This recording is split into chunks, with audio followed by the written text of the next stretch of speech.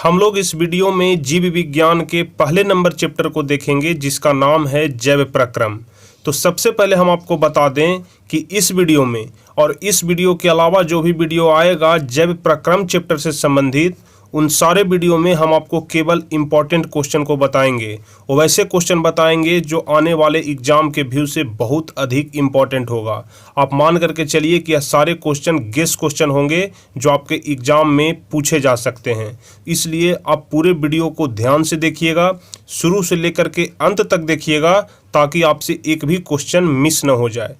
और साथ ही साथ हम आपको बता दें कि आपके किताब में जैव प्रक्रम चैप्टर से संबंधित जितने सारे भी प्रश्न दिए हुए हैं, तो पीछे के 2-3 वीडियो में हम आपको उन सारे प्रश्न का उत्तर हम आपको ऑलरेडी बता चुके हैं। तो यदि आप किताब के सारे प्रश्न देखना चाहते हैं, उसके उत्तर देखना चाहते हैं, तो प्लेलिस्ट में जा कर के आप सारे वीडियो को देखिए, आपको बहुत ही बेहतर तरीके से समझ में आएगा। लेकिन फ़िलहाल हम लोग इस वीडियो को देखेंगे। तो चलिए हम वीडियो को शुरू करते हैं और आपको बारी बारी से एक एक प्रश्न का उत्तर बताते हैं। तो आप सभी लोग इस वीडियो को लाइक कर दीजिए और जो भी स्टूडेंट इस चैनल पर नए हैं वह चैनल को सब्सक्राइब करके बेल आइकन दबा दीजिए ताकि आगे के भी सभी वीडियो का नोटिफिकेशन आप तक पहुंच सके। तो सबसे पहले हम लोग देखेंगे जीव विज्ञान के बारे में।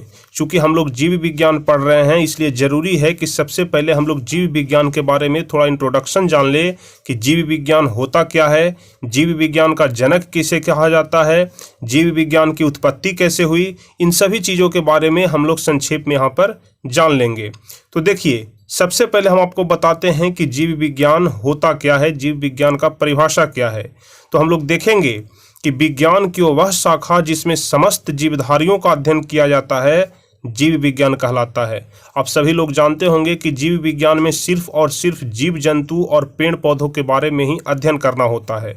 इसलिए हम लोग जीव विज्ञान का परिभाषा लिखेंगे कि विज्ञान की वह शाखा जिसमें समस्त जीवधारियों का अध्ययन किया जाता है जीव विज्ञान कहलाता है। अब देखिए अगला नंबर पॉइंट है कि जीव विज्ञान या फिर जंतु विज्ञान।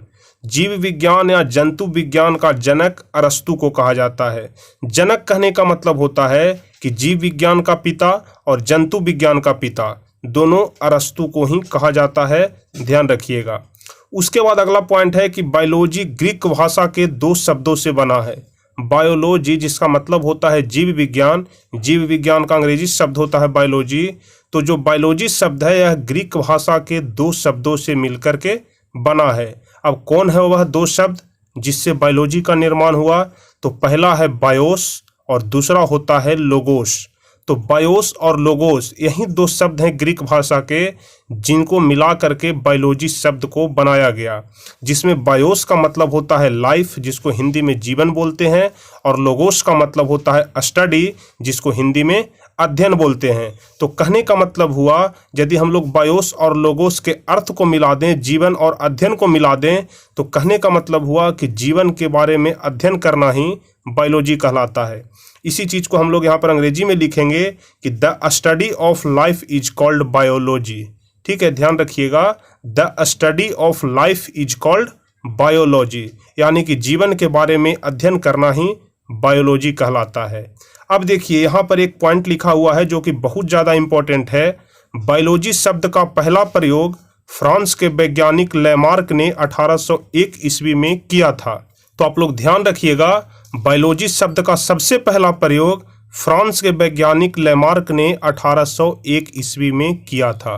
तो यही इतना इंट्रोडक्शन था, इतना जानकारी था, बेसिक जानकारी था बायोलॉजी के बारे में, जो कि हम आशा करते हैं आप समझ चुके होंगे। अब हम लोग यहाँ से देखेंगे जो मुख्य आपका जो पार्ट है या जो चैप्टर है जैव प्रक्रम, जिसको अंग्रेजी में बोला जाता है लाइफ प्रोसेस। इसके बारे में हम लोग जानेंगे और इसमें कौन कौन से ऑब्जेक्टिव क्वेश्चन हैं जो आपके एग्जाम में पूछे जा सकते हैं, उन सारे प्रश्न के बारे में भी हम आपको बताएंगे। तो चलिए सबसे पहला नंबर प्रश्न हम लोग देखेंगे कि सजीवों के प्रमुख लक्षण को लिखिए। सजीवों में कौन कौन से लक्षण पाए जाते हैं, कौन कौन से सजीवों के प्रमुख लक्षण हैं, उसके बारे में लिखना है। तो हमें लगता है कि करीब करीब आप सभी लोगों को इस प्रश्न का उत्तर मालूम होगा कि सजीवों के प्रमुख लक्षण क्या क्या होते हैं। तो देखिए हम आपको बताते हैं कि सजीवों के प्रमुख लक्षण कौन कौन से होते हैं। सबसे पहला होता है कि सजीव जो होते हैं वह भोजन ग्रहण करते हैं, चाहे पेड़ पौधा हो चाहे जीव जंतु हो। अगर सजीव हैं तो वह भोजन ग्रहण करेंगे। इसलिए सबसे पहला लक्षण होगा कि सजीव भोजन ग्रहण करते हैं। दूसरा है कि सजीव सांस लेते हैं। जीव जंतु भी सांस लेते हैं और पेड़ पौधे भी सांस लेते हैं। जीव जंतु ऑक्सीजन गैस लेते हैं और जो पेड़ पौधे होते हैं वह कार्बन डाइऑक्साइड गैस लेते हैं। चलिए, अगला होता है कि जो सजीव होते हैं वह उत्सर्जन करते हैं। ठीक है। उसके बाद चौथा होता है कि जो सजीव होते हैं वह वृद्धि करते हैं। और उसके बाद सबसे लास्ट होता है कि जो सजीव होते हैं वह गति करते हैं। तो आप सभी लोग ध्यान रखिएगा, यही 5 लक्षण होते हैं जो सजीव में पाए जाते हैं। पहला, भोजन ग्रहण करते हैं। दूसरा, सांस लेते हैं। उत्सर्जन करते हैं, वृद्धि करते हैं। और 5वां होता है कि वह गति करते हैं। चलिए, अब अगला नंबर क्वेश्चन को हम लोग देखेंगे। तो क्वेश्चन कह रहा है कि जैव प्रक्रम क्या है। जैव प्रक्रम जो है आपके चैप्टर का भी नाम है, तो इसी के बारे में पूछ रहा है कि जैव प्रक्रम क्या है। यह क्वेश्चन VVI क्वेश्चन है, यानी कि वेरी वेरी इंपॉर्टेंट क्वेश्चन है। हमेशा लघुतरीय प्रश्न में यह प्रश्न पूछा जाता है। तो देखिए, इसका जवाब हम लोग जानेंगे कि जीवों में संपन्न होने वाली वे सभी क्रियाएं जो सम्मिलित रूप से अनुरक्षण का कार्य करती है, जैव प्रक्रम कहलाती है। आप लोग ध्यान से इस परिभाषा को देखिएगा और समझिएगा। जीवों में संपन्न होने वाली वे सभी क्रियाएं जो सम्मिलित रूप से अनुरक्षण का कार्य करती है, जैव प्रक्रम कहलाती है। जैसे कौन कौन सा कार्य होता है, जिसमें पोषण हो जाता है, श्वसन हो जाता है, उत्सर्जन हो जाता है इत्यादि। तो जैव प्रक्रम का परिभाषा और उदाहरण आप लोग याद रखिएगा। जीवों में संपन्न होने वाली वे सभी क्रियाएं जो सम्मिलित रूप से अनुरक्षण का कार्य करती है, जैव प्रक्रम कहलाती है। जैसे पोषण, श्वसन, उत्सर्जन इत्यादि। चलिए, अगला नंबर क्वेश्चन हम लोग देखेंगे कि प्रकृति के आधार पर परपोषण कितने प्रकार के होते हैं। ठीक है, क्वेश्चन कह रहा है कि प्रकृति के आधार पर जो परपोषण होता है वह कितने प्रकार का होता है। तो इसका आंसर हो जाएगा कि प्रकृति के आधार पर परपोषण 3 प्रकार के होते हैं, या फिर प्रकृति के आधार पर परपोषण को 3 भागों में बांटा गया है। पहला होता है परजीवी। ठीक है, तो सबसे पहले हम लोग देखेंगे परजीवी के बारे में कि परजीवी पोषण क्या होता है। तो हम लोग परजीवी पोषण का परिभाषा देखेंगे कि 2 जीवों के बीच परस्पर वैसा संबंध। ठीक है, 2 जीवों के बीच परस्पर वैसा संबंध जिसमें एक जीव को लाभ होता है और दूसरे जीव को हानि होता है, उसी को हम लोग परजीवी कहते हैं। अब यहाँ पर लिखा हुआ है कि एक जीव को लाभ होता है और दूसरे जीव को हानि होता है। तो यह कैसे संभव है कि एक जीव को लाभ हो रहा है तो दूसरे जीव को हानि हो रहा है। इसका कहने का मतलब हम आपको उदाहरण से समझाते हैं कि जैसे यहाँ पर उदाहरण दिया गया है भैंस और जोंक। ठीक है, जोंक जो होता है यहाँ पर परजीवी प्राणी होता है। कहने का मतलब कि जोंक अपना भोजन खुद तैयार नहीं करता, बल्कि वह क्या होता है कि जब भैंस मवेशी जो होता है, भैंस या फिर किसी प्रकार का कोई भी मवेशी, जब उसको पानी में धोते हैं तो जोंक पानी में रहता है, वह भैंस के शरीर के साथ चिपक जाता है और चिपक कर क्या करता है कि वह भैंस के शरीर से खून चूसना शुरू कर देता है। तो यह जो जोंक हो गया, यह भैंस का खून चूस रहा है। तो यहाँ पर जोंक को तो लाभ हो रहा है, लेकिन भैंस को हानि हो रहा है कि उसका खून चूसा जा रहा है। तो इसी को यहाँ पर कहा जा रहा है कि 2 जीवों के बीच परस्पर वैसा संबंध जिसमें एक जीव को लाभ होता है और दूसरे जीव को हानि होता है, उसी को हम लोग परजीवी कहते हैं। जैसे आप लिख सकते हैं भैंस और जोंक। अब हम लोग आगे देखेंगे कि जो परजीवी होते हैं वह मुख्यतः 2 प्रकार के होते हैं। ठीक है, जो परजीवी होते हैं वह मुख्यतः 2 प्रकार के होते हैं। पहला होता है बाह्य परजीवी और दूसरा होता है अंतः परजीवी। तो बाह्य परजीवी क्या होता है और अंतः परजीवी क्या होता है, इसके बारे में हम लोग अब विस्तार से जानेंगे कि बाह्य परजीवी किसे कहते हैं और अंतः परजीवी किसे कहते हैं। तो सबसे पहले हम लोग देखेंगे बाह्य परजीवी को। तो हम लोग बाह्य परजीवी में देखेंगे कि परजीवी का वह रूप जिसमें जीव किसी दूसरे जीव के शरीर के बाहरी भाग से पोषण प्राप्त करता है। आप लोग ध्यान से इसे समझिएगा कि परजीवी का वह रूप जिसमें कोई भी जीव होता है जो किसी दूसरे जीव के शरीर के बाहरी भाग से पोषण प्राप्त करता है। बाहरी भाग से पोषण प्राप्त करने का मतलब समझिए आप यहाँ पर उदाहरण के द्वारा, जैसे जो मच्छर हो गया, वह मच्छर क्या करता है कि जब रात में आदमी सोया हुआ रहता है तो उसके शरीर से वह खून चूसता है। तो वह शरीर के अंदर घुस करके तो नहीं चूसता है, वह शरीर के बाहर से ही वह खून चूसता है। उसी प्रकार से जू हो गया, यानी कि जू जो माथे में पाया जाता है बालों के बीच, चीज, वह जू भी क्या करता है, मानव के शरीर से खून चूसता है। वह शरीर के अंदर से तो नहीं चूसता है, बाहर से ही चूसता है। उसी प्रकार से खटमल हो गया, रात को आप सोने जाते होंगे तो वह आपके बिस्तर में घुसा हुआ रहता है, आपके शरीर से वह खून चूसने लगता है। तो यह जितने सारे भी प्राणी हो गए, जीव जंतु हो गए, वह क्या करता है कि दूसरे जीव के बाहरी भाग से, दूसरे जीव के शरीर से बाहरी भाग से वह अपना पोषण प्राप्त करता है। वह पोषण किसी दूसरे जीव के बाहरी भाग से पोषण प्राप्त करता है।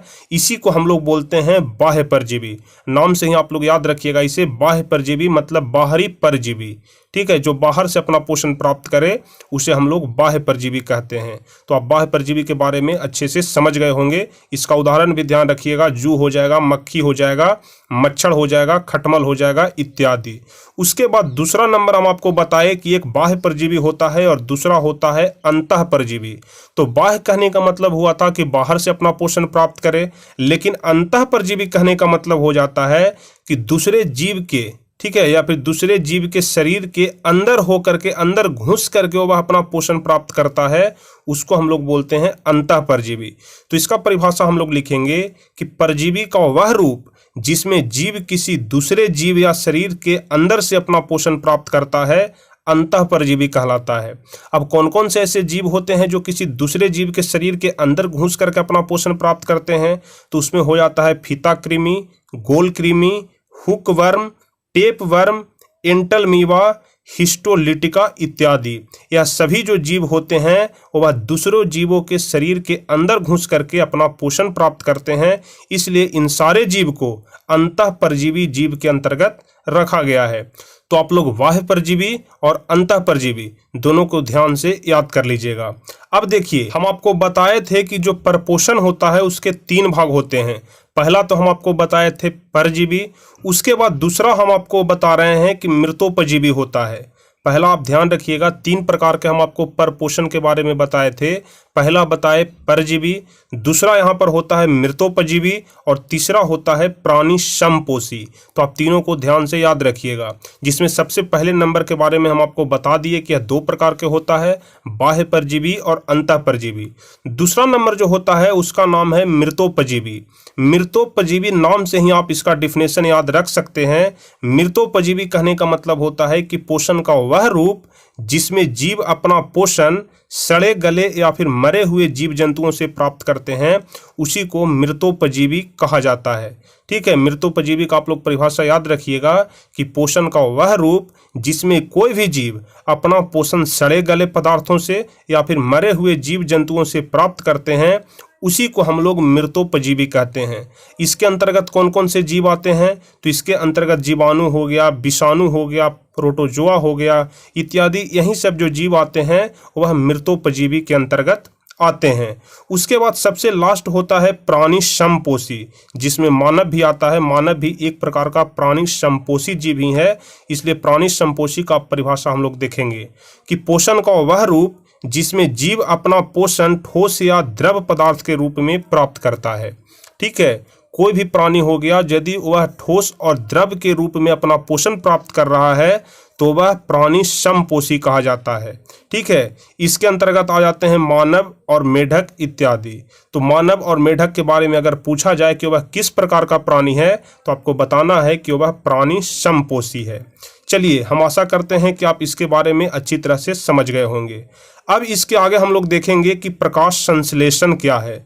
यहाँ से आपको हम प्रकाश संश्लेषण के बारे में बताएंगे। अभी तक आप मानव के बारे में और जीव जंतु के बारे में पढ़ रहे थे, लेकिन यहाँ से अब आपको पेड़ पौधों के बारे में पढ़ना है। तो बात करें यदि हम प्रकाश संश्लेषण की, तो सबसे पहले हम आपको बता दें कि जो प्रकाश संश्लेषण क्रिया होती है, इसका उपयोग पेड़ पौधे भोजन बनाने के लिए करते हैं। आप लोग ध्यान रखिएगा, पेड़ पौधे भोजन बनाने के लिए प्रकाश संश्लेषण का उपयोग करते हैं। लेकिन एक बात और इसमें है कि प्रकाश संश्लेषण की जो क्रिया है वह तभी होगी जब सूर्य का प्रकाश उपस्थित रहेगा। बिना सूर्य के प्रकाश संश्लेषण की क्रिया नहीं हो सकती है। इसलिए प्रकाश संश्लेषण क्रिया के लिए सूर्य का प्रकाश बहुत अधिक जरूरी है। तो आपसे क्वेश्चन में भी यही पूछ रहा है कि प्रकाश संश्लेषण क्या है। पहला नंबर तो आपसे यही पूछ रहा है कि प्रकाश संश्लेषण क्या है, और उसके बाद क्वेश्चन को पूछ रहा है कि प्रकाश संश्लेषण की क्रिया में सूर्य का प्रकाश आवश्यक होता है, इस बात को आपको प्रमाणित करना है। तो इसमें दो क्वेश्चन दिए गए हैं जिसे हम लोग एक प्रयोग के माध्यम से सिद्ध करेंगे। तो देखिए, सबसे पहले हम लोग देखेंगे कि प्रकाश संश्लेषण होता क्या है। तो यहाँ पर लिखा हुआ है कि प्रकाश संश्लेषण एक जटिल जैव प्रक्रम होती है।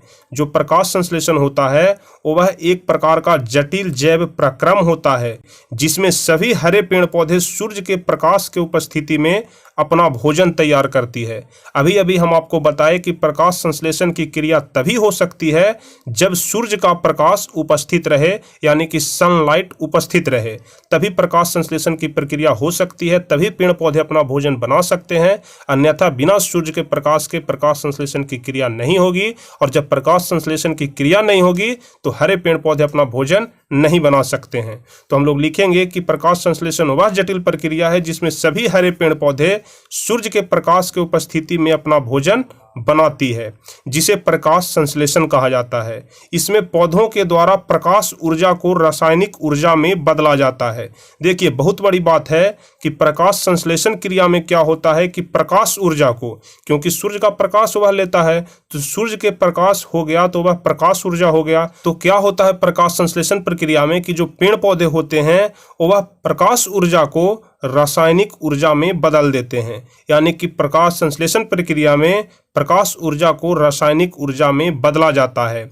एवं प्रकाश संश्लेषण की सभी क्रियाएं हरित लवक में संपन्न होती है। ऑब्जेक्टिव क्वेश्चन में आपसे यह भी पूछ सकता है कि जो प्रकाश संश्लेषण की क्रियाएं होती है वह कहाँ संपन्न होती है, तो आपको बताना पड़ेगा कि जो प्रकाश संश्लेषण की क्रियाएं होती है वह हरित लवक में संपन्न होती है, जिसमें वसा हो जाता है, प्रोटीन हो जाता है, कार्बोहाइड्रेट हो जाता है, क्लोरोफिल हो जाता है इत्यादि, इसमें सभी कुछ पाया जाता है।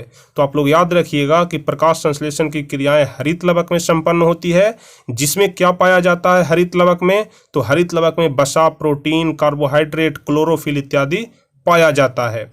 अब देखिए, एक बहुत ही ज़्यादा इम्पोर्टेंट रासायनिक सूत्र होता है प्रकाश संश्लेषण का, जो बहुत महत्वपूर्ण भी होता है, इसलिए आप इसे ध्यान से याद रख लीजिएगा कि प्रकाश संश्लेषण का रासायनिक सूत्र क्या होता है। इसी सूत्र के द्वारा जो होता है वह पेड़ पौधे अपना भोजन बनाते हैं। अब ये मत समझ लीजिएगा कि इस सूत्र का प्रयोग करते हैं उसके बाद भोजन बनता है। इसमें आपको सिर्फ इतना बताया गया है कि किस प्रकार से कैसे अभिक्रिया होती है कि पेड़ पौधे अपना भोजन बनाते हैं। तो देखिए, आपको रासायनिक सूत्र इस तरह से दिया रहेगा कि 6CO2 + 12H2O, ठीक है, 6CO2 + 12H2O, लेकिन दोनों मिल करके अभिक्रिया तभी करेगा जब सनलाइट और क्लोरोफिल दोनों उपस्थित रहेगा। बिना सनलाइट और बिना क्लोरोफिल का हम आपको बताएं कि प्रकाश संश्लेषण की प्रक्रिया नहीं हो सकती है।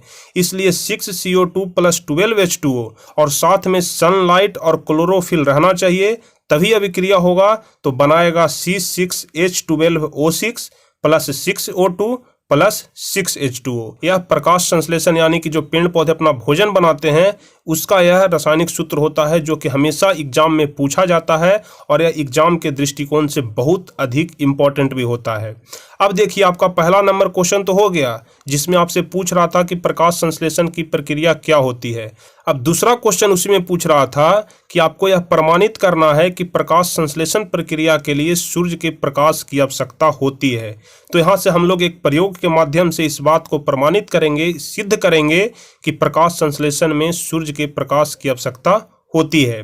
तो इस प्रयोग को प्रमाणित करने के लिए हमें सबसे पहले सामग्री की जरूरत पड़ेगी, और वह सामग्री हो गया सूर्य का प्रकाश, दूसरा हो गया क्लोरोफिल, उसके बाद खनिज लवण और CO2 गैस। यह तो आपका आवश्यक कच्चा सामग्री में हो गया। चलिए, इसके बाद हम लोग देखेंगे, आप लोग ध्यान से इसे समझिएगा कि किस प्रकार से हम लोग इसे सिद्ध करेंगे। उसके बाद देखिए, कह रहा है कि प्रकाश संश्लेषण की क्रिया के लिए सूर्य का प्रकाश अति आवश्यक है। इस बात को प्रमाणित करने के लिए प्रमुख सामग्री की जरूरत पड़ेगी, जो सामग्री का लिस्ट आपको नीचे यहाँ पर दिया गया है कि इस प्रयोग को लिए, मतलब कि प्रकाश संश्लेषण क्रिया के लिए सूर्य का प्रकाश आवश्यक है। इस प्रयोग को सिद्ध करने के लिए हमें कौन कौन सी सामग्री की जरूरत पड़ेगी। तो सबसे पहला नंबर की आपको जो जरूरत पड़ेगी वह है गमला में लगा हुआ एक स्वच्छ पौधा। गमला में लगा हुआ एक स्वच्छ पौधा आपको लेना है। उसके बाद आपको एक काला कागज लेना है और एक क्लिप लेना है जिसकी सहायता से हम काले कागज को उसके ऊपर रख कर साट सकें।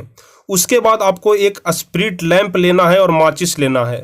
स्प्रिट लैंप का काम होता है कि आग जलाना, जिसको कि बर्नर भी बोलते हैं।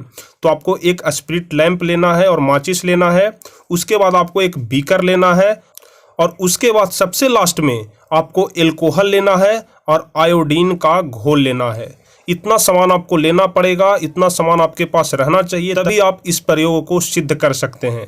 तो सबसे पहले आपको एक पौधा, उसके बाद एक काला कागज, आपके पास एक बर्नर जिसको स्प्रिट लैंप बोलते हैं वह रहना चाहिए, उसके बाद एक बीकर और अल्कोहल और आयोडीन का घोल। चलिए अब इन सभी चीज़ों की सहायता से हम लोग किस प्रकार से इस प्रयोग को सिद्ध करेंगे हम लोग देखेंगे आगे यहाँ पर से। तो सबसे पहले हम लोग विधि देखेंगे कि किस प्रकार से हम लोग इस प्रयोग को सिद्ध कर सकते हैं। तो देखिए, हम आपको बताए थे कि गमले में लगा हुआ एक पौधा लेना है। तो उस पौधे को क्या करना है कि गमले में लगे हुए पौधों को 2-3 दिन के लिए अंधेरे कमरे में रख देंगे, ताकि जो उसकी पत्ती है वह स्टार्च रहित हो जाए। उसकी जो पत्ती है उससे स्टार्च गायब हो जाए, क्योंकि इस प्रयोग को सिद्ध करने के लिए आपको पत्ती से स्टार्च को गायब करना पड़ेगा। और स्टार्च गायब कैसे होगा, इसके लिए आपको पौधों को 2-3 दिन के लिए अंधेरे कमरे में रख देंगे, जहां पर कि सूर्य का प्रकाश नहीं पहुंच सके। उसके बाद दूसरा नंबर है कि पत्ती को काला कागज से की सहायता से ढक देंगे। काला कागज के बारे में हम आपको बताए थे कि आपको एक काला कागज लेना पड़ेगा। काले कागज की सहायता से हम लोग पत्ती को ढक देंगे, ताकि उस पत्ती पर थोड़ा सा भी रोशनी न जा पाए। तो आपको 2 प्रोसेस तो यहाँ पर हो गया। 2-3 दिन के लिए पौधे को अंधेरे कमरे में रखेंगे और उसकी पत्ती को हम लोग काले कागज से ढक देंगे।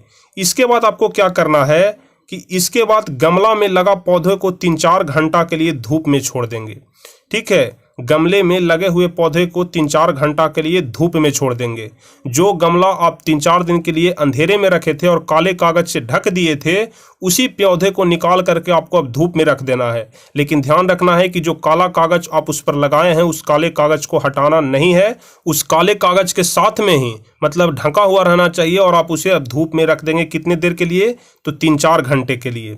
उसके बाद आपका जो प्रोसेस होगा, 4 घंटे में धूप में रखने के बाद आप पत्ती को तोड़कर जल से भरा बीकर में डाल लेंगे। एक बीकर लेंगे जिसमें जल भर लेंगे और उस पत्ती को तोड़ करके उस जल वाले बीकर में हम लोग पत्ती को डाल देंगे और डालकर क्या करेंगे, उसमें अल्कोहल मिला देंगे। आपको हम बताए थे कि अल्कोहल और आयोडीन का घोल लेंगे। तो क्या करेंगे कि उस पत्ती को बीकर में डालेंगे, जल से भरे हुए बीकर में, उसमें हम लोग अल्कोहल मिला देंगे और फिर उसको हम लोग गर्म करना शुरू करेंगे। आपको हम एक एक स्टेप बहुत ही आसानी से, बहुत ही सरल भाषा में बता रहे हैं। आप लोग इसे समझिएगा ध्यान से, क्योंकि यह जो प्रयोग है आप क्वेश्चन बैंक उठा करके देखिएगा, बहुत बार यह प्रश्न पूछा जा चुका है। आपके लिए बहुत अधिक महत्वपूर्ण प्रश्न है, यह हमेशा 5 नंबर का पूछा जाता है। तो आप यदि इसे समझ लेते हैं अच्छे तरीके से, तो आपका 5 नंबर आपके एग्जाम में कन्फर्म हो जाएगा। इसलिए आप लोग इसे ध्यान से समझिएगा। क्या करेंगे कि जल से भरे हुए बीकर में उस पत्ती को डाल देंगे और उसमें अल्कोहल मिला देंगे और फिर उसे गर्म करेंगे। अब क्या करना है आपका 5वां स्टेप, कि जब वह अच्छी तरीके से गर्म हो जाएगा तो पत्ती को बाहर निकाल करके साफ पानी से धो लेंगे। पत्ती को हम लोग बाहर निकाल देंगे, जो गर्म पानी में अल्कोहल मिला हुआ था उससे हम लोग पत्ती को बाहर निकालेंगे और उसे अच्छे से साफ पानी से धो देंगे, ठंडे पानी से। उसके बाद आपका अब क्या है 6ठा नंबर, कि अब इस पत्ती पर आयोडीन का घोल डालेंगे। और जब हम लोग आयोडीन का घोल उस पत्ती के ऊपर डालेंगे तो हम लोग क्या पाएंगे, जो देखिए, तो जैसे ही हम उस पर आयोडीन का घोल डालते हैं तो हम लोग पाते हैं कि जो भाग ढका हुआ था, यानी कि काले कागज से जो भाग ढका हुआ था वह काला नीला न होकर सफ़ेद ही रह गया। ठीक है, जो भाग काले कागज से ढका हुआ था वह भाग काला नीला नहीं हुआ, बल्कि वह सफ़ेद हो गया। और जो भाग शेष काला नीला हो गया, मतलब कि जो भाग ढका हुआ नहीं था वह काला नीला हो गया। मतलब कि जो ढका हुआ था और जो नहीं ढका हुआ था, तो जो पत्ती का रंग है वह 2 भागों में बंट गया। एक सफ़ेद हो गया आधा भाग, और जितना ढका हुआ नहीं था वह काला नीला हो गया। कहने का मतलब आप इस फिगर के द्वारा समझिए। जैसे यहाँ पर पत्ती है, तो देखिए पत्ती में यहाँ पर से 2 भागों में बांटा गया है। एक साइड की तरफ काले कागज से ढका हुआ था और दूसरे साइड काले कागज से नहीं ढका हुआ था। तो जिस तरफ काले कागज से ढका हुआ था उस तरफ पत्ती का रंग सफ़ेद हो गया, और जिस तरफ नहीं ढका हुआ था उस तरफ पत्ती का रंग काला नीला हो गया। आपको इतना लिखने के बाद आपको यह फिगर बनाना पड़ेगा। नीचे यहाँ पर एक स्टैंड लिया गया है, इसके नीचे आपको बर्नर से आग लगाना है, बर्नर से आग जलाना है। उसके ऊपर एक बीकर में देख रहे हैं पानी और अल्कोहल मिलाया हुआ है। इसमें आपको पत्ती को पहले गर्म करना है, उसके बाद बाहर निकाल करके आपको यहाँ पर उस पर आयोडीन का घोल डालना है और यहाँ पर एक बीकर में हम लोग पेड़ पौधे को लगाएंगे। इसका आपको यहाँ पर ग्राफ बनाना पड़ेगा। इतना कुछ करने के बाद हम लोग इसका अब रिजल्ट लिखेंगे कि इस प्रयोग से क्या सिद्ध होता है। तो हम आपके ऊपर में बताए, अभी हम आपको ऊपर में बताए कि आधा पत्ती का रंग बदल जाता है और आधा सफ़ेद हो जाता है और आधा काला नीला हो जाता है। तो इस प्रयोग से यही सिद्ध होता है कि प्रकाश संश्लेषण के लिए सूर्य के प्रकाश की आवश्यकता होती है।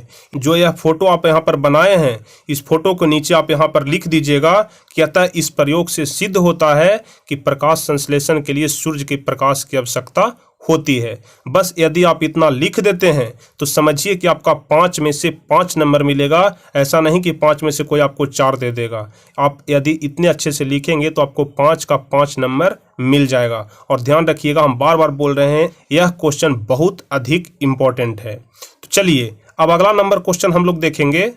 तो अगला नंबर क्वेश्चन कह रहा है कि साबित करें कि प्रकाश संश्लेषण क्रिया के लिए क्लोरोफिल आवश्यक है।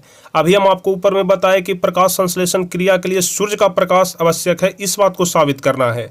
यहाँ पर साबित करना है कि प्रकाश संश्लेषण क्रिया के लिए क्लोरोफिल आवश्यक है, जिसे कि हम लोग अगले वीडियो में देखेंगे। मतलब कि हम लोग इस क्वेश्चन के आगे जितने सारे भी क्वेश्चन बचे हुए हैं, इसे हम आपको अगले वीडियो में बताएंगे। तो फिलहाल हम इस वीडियो को यहीं पे समाप्त करते हैं। तो आपको यह वीडियो कैसा लगा आप हमें नीचे कमेंट में जरूर बताइए। यदि वीडियो आपको अच्छा लगा हो, पूरी बात आपको समझ में आ गई हो, आपको वीडियो पसंद आया हो, तो आप वीडियो को एक लाइक अवश्य करें। और जो भी स्टूडेंट इस चैनल पर नए हैं वह चैनल को सब्सक्राइब करके बेल आइकन दबा दीजिए, ताकि आगे के भी सभी वीडियो का नोटिफिकेशन आपको मिल सके। तो चलिए फिर मिलेंगे हम आपसे अगले वीडियो में। तब तक के लिए जय हिंद, धन्यवाद।